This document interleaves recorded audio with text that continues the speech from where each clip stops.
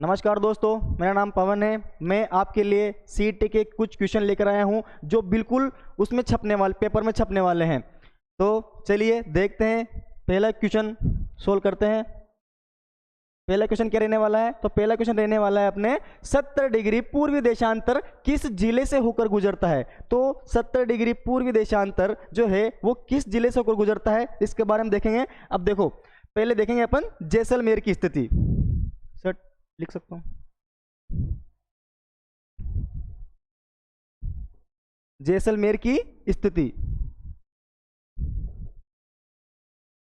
तो जैसलमेर की स्थिति है, देखो जैसलमेर की स्थिति में है, जैसलमेर 26 डिग्री 1 मिनट से 28 डिग्री 2 मिनट उत्तरी अक्षांश में बसा हुआ है।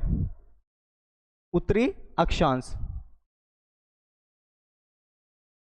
तथा यह है 69 डिग्री 30 मिनट से 69 डिग्री 30 मिनट से 72 डिग्री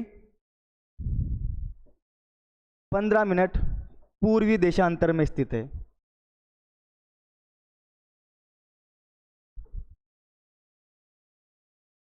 तो जो अपना जैसलमेर है वो 70 डिग्री पूर्वी देशांतर से गुजरता है। 70 डिग्री पूर्वी देशांतर से गुजरता है। तो पहला क्वेश्चन अपना ये था कि 70 डिग्री पूर्वी देशांतर किस जिले से होकर गुजरता है। तो दोस्तों 70 डिग्री पूर्वी देशांतर अपने जैसलमेर से होकर गुजरता है। तो अपना ए ऑप्शन सही हो जाएगा। ठीक है, आगे बढ़ते हैं नेक्स्ट क्वेश्चन की ओर।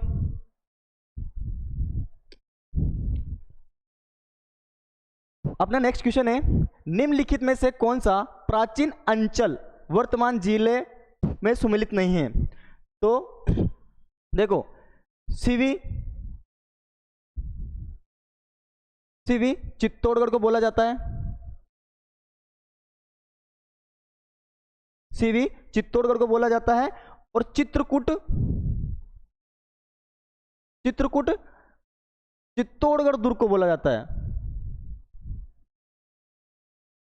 चित्तौड़गढ़ दुर्ग को बोला जाता है। ठीक है, अब जांगल प्रदेश है, ये जांगल प्रदेश बीकानेर को बोला जाता है।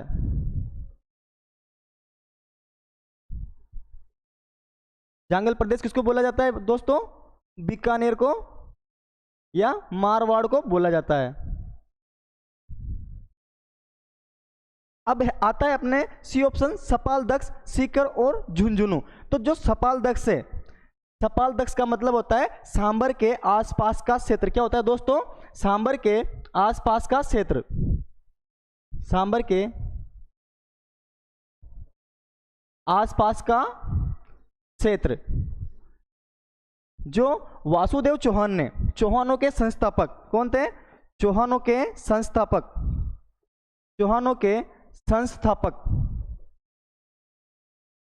वासुदेव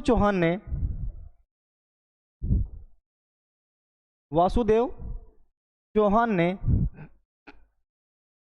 551 ईस्वी में यहां पर चौहान वंश की स्थापना की थी।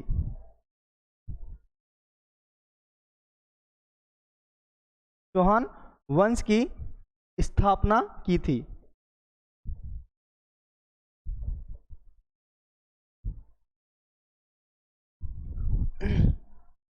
ये जो क्षेत्र है ये नागौर और डिडवाना में आता है। कहाँ आता है?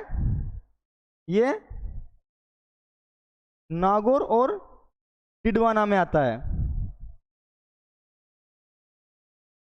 इन्होंने, वासुदेव चौहान ने जब सपालदक्ष की चौहानों की स्थापना करी, वहां पर इन्होंने इनकी राजधानी रखी थी अहिछत्रपुर।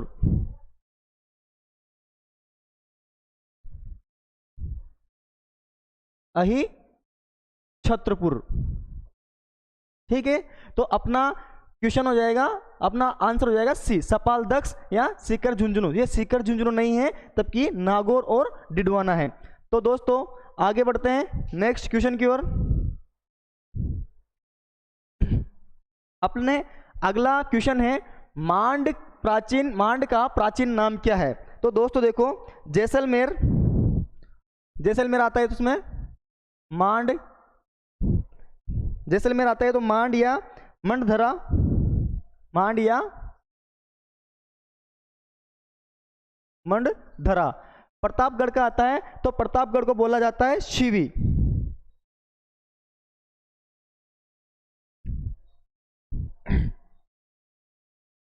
करौली को बोला जाता है डांग की रानी, डांग की रानी। क्या बोला जाता है दोस्तों करौली को? करौली को बोला जाता है डांग की रानी। प्रतापगढ़ को बोला जाता है छप्पन का मैदान। क्या बोला जाता है दोस्तों? छप्पन का मैदान, छप्पन का मैदान बोला जाता है। और बूंदी को बोला जाता है step wells of city, step wells of city.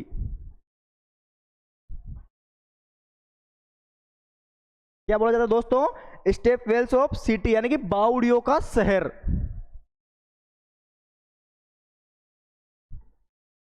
बावड़ियों का शहर। क्या बोला जाता है दोस्तों? अब अपने क्वेश्चन ये है कि मांड का प्राचीन नाम क्या है, तो अपने ऑप्शन में है जैसलमेर का प्राचीन नाम मांड है, प्रतापगढ़ का प्राचीन नाम मांड है, बूंदी का प्राचीन नाम मांड है, या फिर करौली का प्राचीन नाम मांड है। तो दोस्तों अपने ऑप्शन को देखते हुए देखो, जैसलमेर का प्राचीन नाम है मांड या मंडधरा, ठीक है। प्रतापगढ़ का प्राचीन नाम है छप्पन का मैदान। क्या है दोस्तों? छप्पन का मैदान। बूंदी का जो प्राचीन नाम है वो है स्टेप वेल्स ऑफ सिटी, यानी कि बावड़ियों का शहर। क्या है दोस्तों? बावड़ियों का शहर। अपने लास्ट ऑप्शन है करौली का प्राचीन नाम क्या है, तो दोस्तों करौली का प्राचीन नाम है डांग की रानी। क्या है? डांग की रानी। तो चलो दोस्तों देखते हैं नेक्स्ट क्वेश्चन की ओर। अगला क्वेश्चन कैसा रहने वाला है अपने?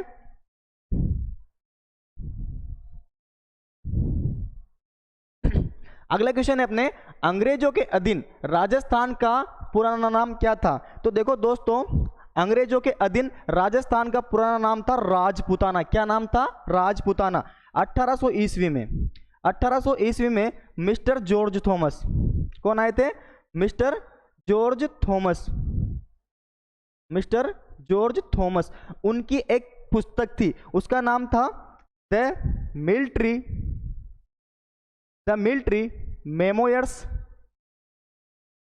The military memoirs of mister George Thomas, the military memoirs of mister George Thomas. इस किताब में उन्होंने सबसे पहले राजस्थान के लिए, किसके लिए दोस्तों? राजस्थान के लिए राजपूताना शब्द का प्रयोग किया था। क्यों किया था? क्योंकि यहां पर राजपूतों की तादाद ज्यादा थी। 1805 ईस्वी में इनके असिस्टेंट विलियम फ्रैंकलिन द्वारा इस किताब को प्रकाशित किया गया था। विलियम फ्रैंकलिन द्वारा इनकी पुस्तक को प्रकाशित किया गया था। तो अपना क्वेश्चन ये है कि अंग्रेजों के अधीन, जब अंग्रेजों का शासन था तो अंग्रेजों के अधीन राजस्थान का पुराना नाम क्या था? तो अंग्रेजों के अधीन राजस्थान का पुराना नाम दोस्तों राजपूताना था। तो अपना ऑप्शन बी सही हो जाएगा। देखते हैं, आगे बढ़ते हैं नेक्स्ट क्वेश्चन की ओर। अगला क्वेश्चन कैसा रहने वाला है अपने? तो दोस्तों अपना अगला क्वेश्चन है, राजस्थान का हृदय किस जिले को कहा जाता है? तो दोस्तों राजस्थान का हृदय अपने अजमेर जिले को कहा जाता है। किसको कहा जाता है? अजमेर जिले को कहा जाता है। तो चलो दोस्तों बढ़ते हैं अगले क्वेश्चन की ओर। अपना अगला क्वेश्चन है, भारत के कुल क्षेत्रफल का राजस्थान द्वारा आच्छादित प्रतिशत है। तो देखो अपना जो राजस्थान है, अपना जो राजस्थान है उसका जो क्षेत्रफल है वो है 3,42,239 वर्ग किलोमीटर। कितना है? वर्ग किलोमीटर। अब ये जो पूरा भारत है उसका 10.41%, कितना? 10.41% भारत के कुल क्षेत्रफल का राजस्थान द्वारा आच्छादित प्रतिशत 10.41% है। तो अपना ऑप्शन बी सही हो जाएगा। चलो आगे बढ़ते हैं अगले क्वेश्चन की ओर।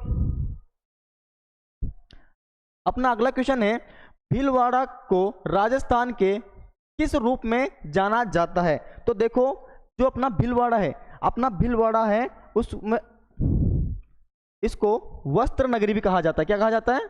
वस्त्र नगरी भी कहा जाता है। यहां पर सूती वस्त्रों का उद्योग है, सूती वस्त्रों का उद्योग है। इस वजह से अपने भीलवाड़ा को राजस्थान का मैनचेस्टर कहा जाता है। क्या कहा जाता है दोस्तों? राजस्थान का मैनचेस्टर कहा जाता है। तो चलो दोस्तों बढ़ते हैं आगे अगले क्वेश्चन की ओर। अगला क्वेश्चन कैसा रहने वाला है अपने? राजस्थान शब्द का प्रयोग सर्वप्रथम किसने किया? बहुत अच्छा क्वेश्चन है, बहुत हर बार एग्जाम में पूछा जाता है ये। राजस्थान शब्द का सर्वप्रथम प्रयोग किसने किया? तो देखो, जो जॉर्ज थॉमस थे अपने, जॉर्ज थॉमस ने राजस्थान के लिए सबसे पहले राजपूताना शब्द का प्रयोग किया था। किसका किया था दोस्तों? राजपूताना शब्द का प्रयोग किया था। राजस्थान के लिए जॉर्ज थॉमस ने राजपूताना शब्द का प्रयोग किया, राजपूताना शब्द का प्रयोग किया। किसका किया दोस्तों? राजपूताना शब्द का प्रयोग किया। उसके बाद में आते हैं अपने कर्नल जेम्स टोड जी। कर्नल जेम्स टोड जी आते हैं, ये इंग्लैंड के रहने वाले हैं और इंग्लैंड की सेना में ये शैल्य सैनिक के रूप में काम करते थे, यानी कि वहाँ के सेनापति थे। उसके बाद में ये उदयपुर के पॉलिटिकल एजेंट बन के आए और इन्होंने, इनकी किताब है, एक पुस्तक है, the annals and antiquities of Rajasthan.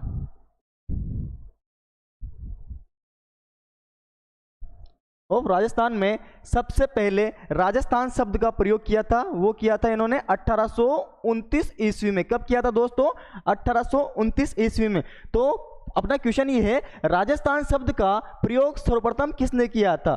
तो राजस्थान शब्द का सर्वप्रथम करने वाले विद्वान थे अपने कर्नल जेम्स टोड जी। कौन थे? कर्नल जेम्स टोड जी। तो अपना ऑप्शन बी सही हो जाएगा। चलो आगे बढ़ते हैं अगले क्वेश्चन की ओर।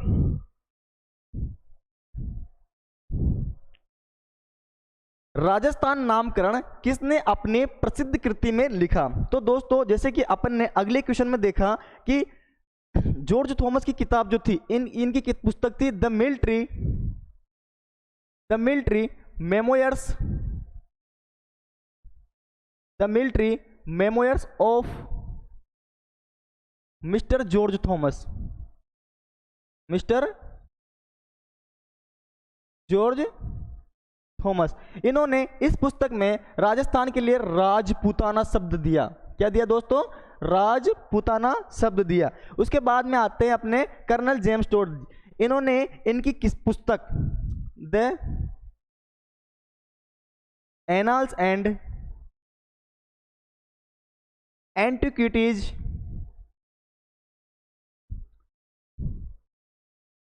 ऑफ राजस्थान में सबसे पहले राजस्थान शब्द का प्रयोग किया था। कब किया था दोस्तों? 1829 ईस्वी में। तो अपना क्वेश्चन ये है कि राजस्थान नामकरण किसने अपनी प्रसिद्ध कृति में लिखा? तो इसमें भी अपने मिस्टर कर्नल जेम्स टोड जी हो जाएंगे, क्योंकि इनकी एक पुस्तक है the annals and antiquities of Rajasthan. इन्होंने राजस्थान के लिए सबसे पहले राजस्थान शब्द का प्रयोग किया और अपनी प्रसिद्ध कृति the annals and antiquities of Rajasthan में राजस्थान का नाम लिखा। तो चलो दोस्तों बढ़ते हैं अगले क्वेश्चन की ओर। अगला क्वेश्चन कैसा रहने वाला है अपने?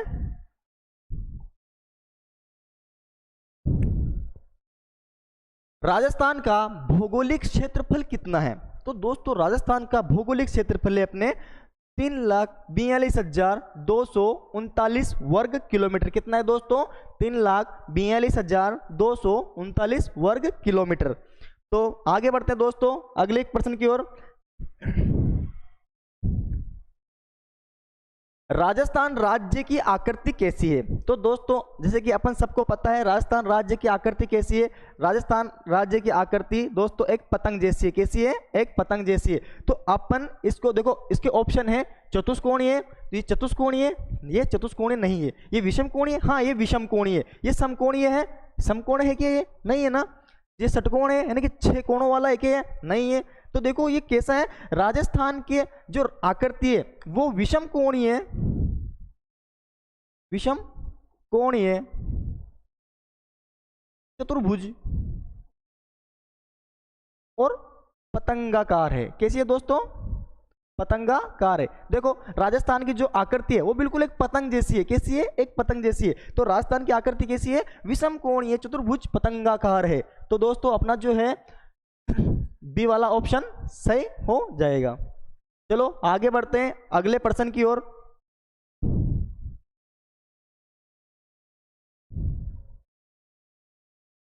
राजस्थान राज्य का अक्षांशीय विस्तार कितना है?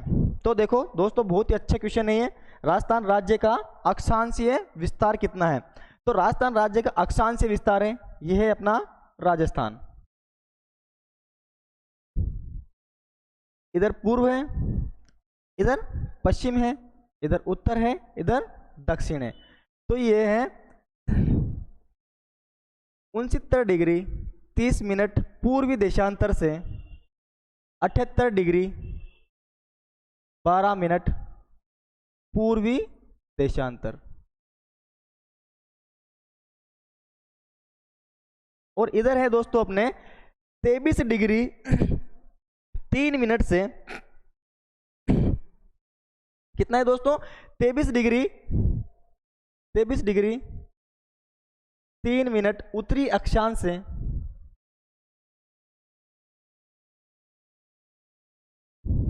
30 डिग्री 12 मिनट उत्तरी अक्षांश।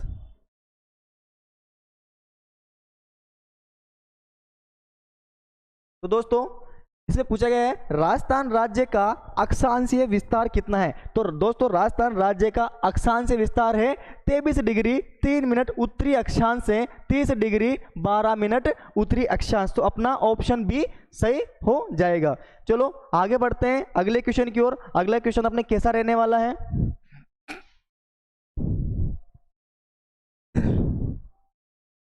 अगला क्वेश्चन है अपने राजस्थान का दक्षिणतम अक्षांश क्या है? तो देखो दोस्तों राजस्थान का जो दक्षिणतम अक्षांश है वो कैसा है? तो राजस्थान का दक्षिणतम अक्षांश है अपने 23 डिग्री 30 मिनट दक्षिणी अक्षांश। कैसा है दोस्तों? 23 डिग्री 30 मिनट दक्षिणी अक्षांश। चलो आगे बढ़ते हैं अगले क्वेश्चन की ओर।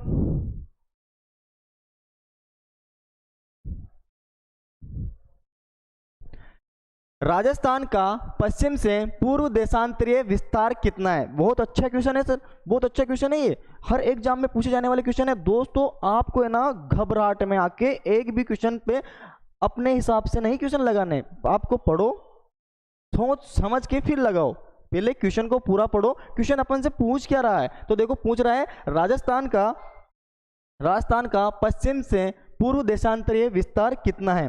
तो देखो दोस्तों ये है अपने राजस्थान। क्या दोस्तों? ये राजस्थान है। अब ये पूर्व से पश्चिम, इधर है अपने पूर्व। क्या दोस्तों? इधर पूर्व, इधर क्या है अपने पश्चिम। तो ये है इसका 69 डिग्री 30 मिनट पूर्वी देशांतर से 69 डिग्री 30 मिनट पूर्वी देशांतर से 78 डिग्री 12 मिनट पूर्वी देशांतर। इधर है दोस्तों अपने उत्तर है, इधर क्या दोस्तों अपने दक्षिण है। तो ये है अपने 23 डिग्री 3 मिनट उत्तरी अक्षांश से लेके 30 डिग्री 12 मिनट उत्तरी अक्षांश। तो दोस्तों अपना जो क्वेश्चन है वो क्या पूछ रहा अपन से? राजस्थान का पश्चिम से पूर्व देशांतरीय विस्तार कितना है? तो अपना है 69 डिग्री 30 मिनट पूर्वी देशांतर से 78 डिग्री 17 मिनट पूर्वी देशांतर। तो चलो दोस्तों बढ़ते हैं आगे। अगले प्रश्न की ओर।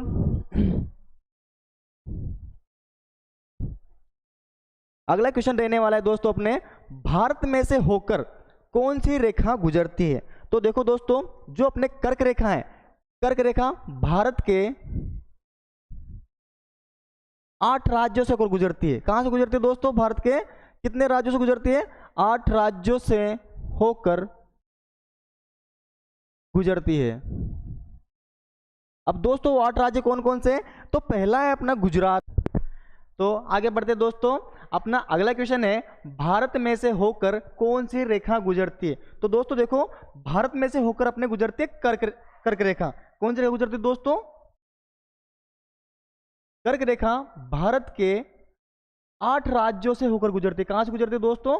भारत के 8 राज्यों से होकर गुजरती। अब वो 8 राज्य कौन कौन से हैं दोस्तों जहां से कर्क रेखा गुजरती है? तो पहला है दोस्तों अपने गुजरात। कौन सा है पहला? गुजरात। दूसरा है अपना राजस्थान। तीसरा है दोस्तों छत्तीसगढ़। चौथा है दोस्तों झारखंड। पांचवा है दोस्तों अपने पश्चिम बंगाल।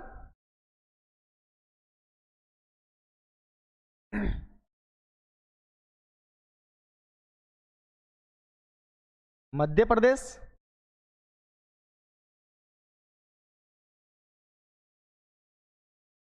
त्रिपुरा। और 8वां है दोस्तों अपने मिजोरम। कौन कौन सा है? 8 राज्य हैं। तो ये है, पहला है अपने गुजरात, राजस्थान, मध्य प्रदेश, छत्तीसगढ़, झारखंड, पश्चिम बंगाल, त्रिपुरा और मिजोरम। तो ये भारत के 8 राज्य ऐसे हैं जहां से कर्क रेखा गुजरती है। तो अपना ऑप्शन ए सही हो जाएगा। ठीक है, आगे बढ़ते हैं अगले क्वेश्चन की ओर। अगला क्वेश्चन कैसा रहने वाला है दोस्तों अपने? तो अपने अगला क्वेश्चन है, कर्क रेखा राजस्थान के निम्नांकित में से किन जिलों से होकर गुजरती है। तो दोस्तों जैसे कि ये है अपना राजस्थान। क्या है दोस्तों? ये अपना राजस्थान है। अपने राजस्थान की आकृति कैसे दोस्तों? पतंगाकार है। तो ये अपना राजस्थान है। अब यहां पर पड़ता है लास्ट में अपने बांसवाड़ा। क्या पड़ता है दोस्तों? बांसवाड़ा। इसके जस्ट ऊपर है दोस्तों डूंगरपुर। अब बांसवाड़ा की ये कुशलगढ़ तहसील से होकर गुजरती है। कुशलगढ़ तहसील से होकर गुजरती है। और डूंगरपुर के चीखली गांव से होकर गुजरती है। कहां से गुजरती है दोस्तों? चीखली गांव से होकर गुजरती है। तो अपना क्वेश्चन है दोस्तों, कर्क रेखा राजस्थान के निम्नांकित में से किन जिलों से होकर गुजरती है। तो कर्क रेखा अपने डूंगरपुर और बांसवाड़ा से होकर गुजरती है। तो अपना ऑप्शन बी सही हो जाएगा। चलो आगे बढ़ते हैं अगले क्वेश्चन की ओर। अगला क्वेश्चन कैसा रहने वाला है अपने? तो दोस्तों अपना अगला क्वेश्चन ये, निम्न में से कौन सी रेखा राजस्थान के दक्षिण भाग से गुजरती है। ये है दोस्तों अपना राजस्थान। क्या है ये? अपना राजस्थान। ठीक है, अब ये इधर कौन सी दिशा होगी दोस्तों? अपने पूर्व। इधर कौन सी दिशा होगी? अपने पश्चिम। इधर कौन सी दिशा होगी दोस्तों? अपने उत्तर। इधर कौन सी दिशा होगी? अपने दक्षिण। अब इन्होंने पूछा है कि राजस्थान के दक्षिण भाग से गुजरती है वो रेखा कौन सी है। तो दक्षिण भाग कौन सा है दोस्तों? ये। अब यहां पर आता है अपने बांसवाड़ा। क्या आता है दोस्तों? यहां पर बांसवाड़ा। इसके जस्ट ऊपर आता है दोस्तों डूंगरपुर। क्या आता है? डूंगरपुर। जो कर्क रेखा है दोस्तों ये ऐसे गुजरती है, यहां से ऐसे गुजरती है। तो ये बांसवाड़ा की तो कुशलगढ़ तहसील। कौन सी दोस्तों? बांसवाड़ा की कुशलगढ़ तहसील। कुशलगढ़ तहसील। और डूंगरपुर का चीखली गांव। चीखली गांव से होकर कर्क रेखा गुजरती है। यानी कि डूंगरपुर और बांसवाड़ा के मध्य से गुजरती है। डूंगरपुर का तो है चीखली गांव से होकर गुजरती है और बांसवाड़ा की कुशलगढ़ तहसील से होकर अपनी कर्क रेखा गुजरती है। तो अपना ऑप्शन हो जाएगा इसमें सी, कर्क रेखा।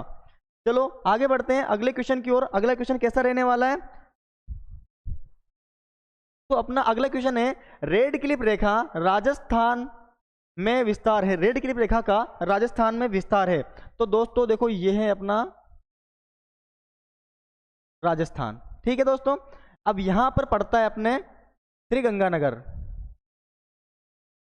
गंगानगर। उसके बाद में यहां पड़ता है दोस्तों अपने बीकानेर। क्या पड़ता है दोस्तों?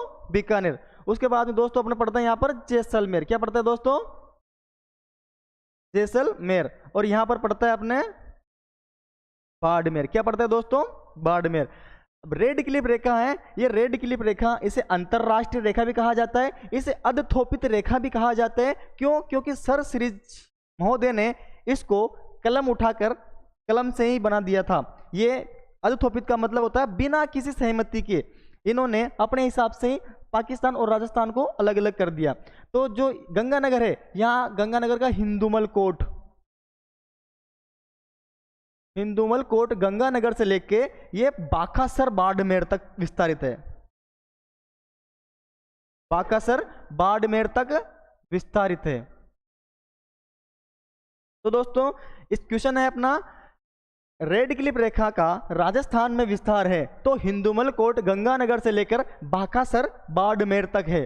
तो अपना ऑप्शन ए सही हो जाएगा। चलो आगे बढ़ते हैं अगले क्वेश्चन की ओर। अगला क्वेश्चन कैसा रहने वाला है अपने, राजस्थान का कौन सा जिला अंतरराष्ट्रीय सीमा के निकट नहीं है? बहुत अच्छा क्वेश्चन है दोस्तों ये। राजस्थान का ऐसा कौन सा जिला है जो अंतरराष्ट्रीय सीमा के निकट नहीं है? अब देखो दोस्तों, यह है अपने, मैंने अभी बताया था आपको नक्शा बना के, यह है अपना राजस्थान। ठीक है दोस्तों, अब राजस्थान में अपने यहाँ पर पहला आता है अपने श्री गंगानगर। क्या आता है दोस्तों? गंगानगर। ठीक है दोस्तों,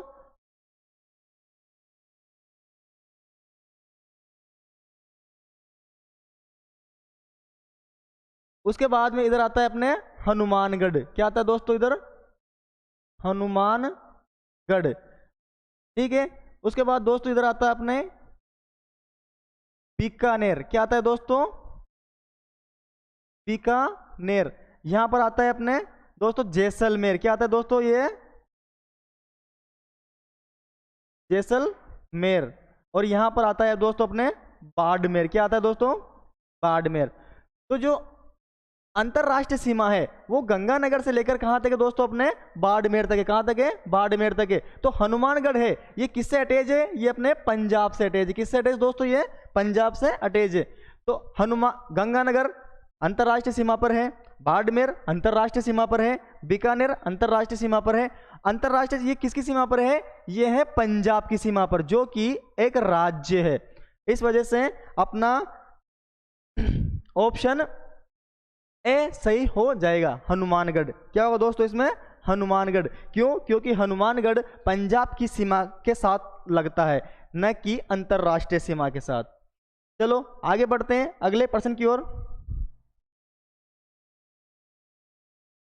अगला क्वेश्चन है अपने, राजस्थान की पाकिस्तान के साथ अंतरराष्ट्रीय सीमा की कुल लंबाई कितनी है? देखो कुल लंबाई की बात आती है, राजस्थान की कुल स्थलीय सीमा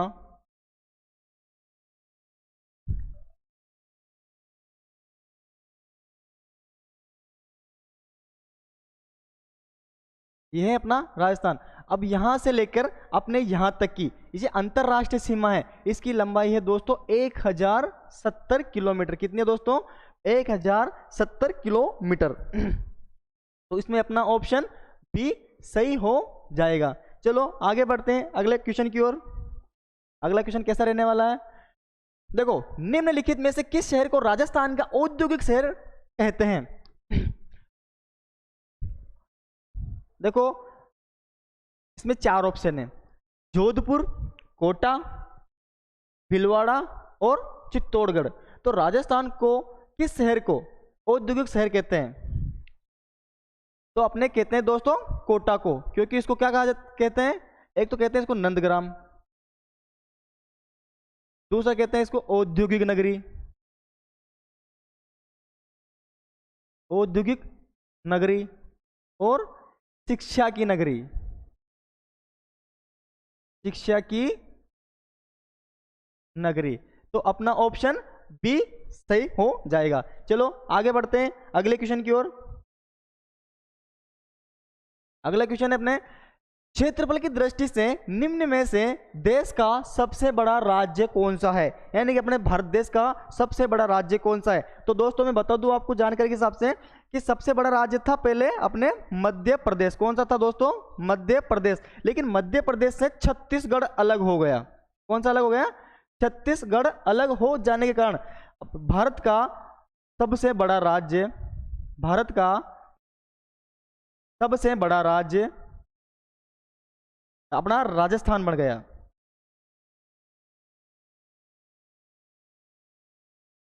राजस्थान बन गया, यानी कि सबसे बड़ा राज्य भारत का मध्य प्रदेश था, लेकिन मध्य प्रदेश से छत्तीसगढ़ अलग होने के कारण अपना राजस्थान सबसे बड़ा राज्य हो गया। तो इसमें ऑप्शन सी सही हो जाएगा, यानी कि क्षेत्रफल की दृष्टि से देश का सबसे बड़ा राज्य अपना राजस्थान है। चलो आगे बढ़ते हैं अगले क्वेश्चन की ओर।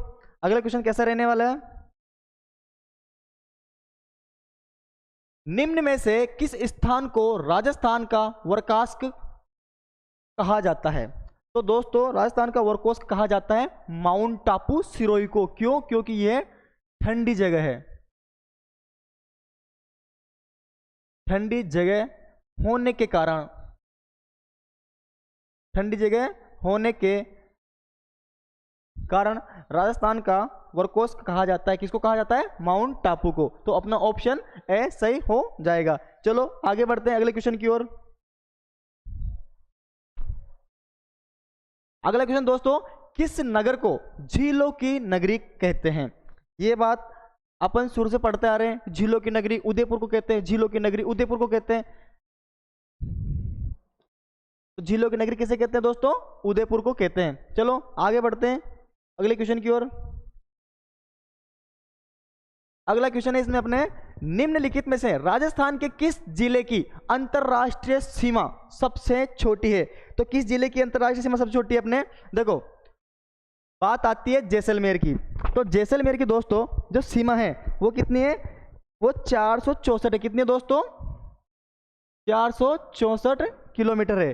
बीकानेर की है दोस्तों 168 किलोमीटर। कितनी है दोस्तों? 168 किलोमीटर।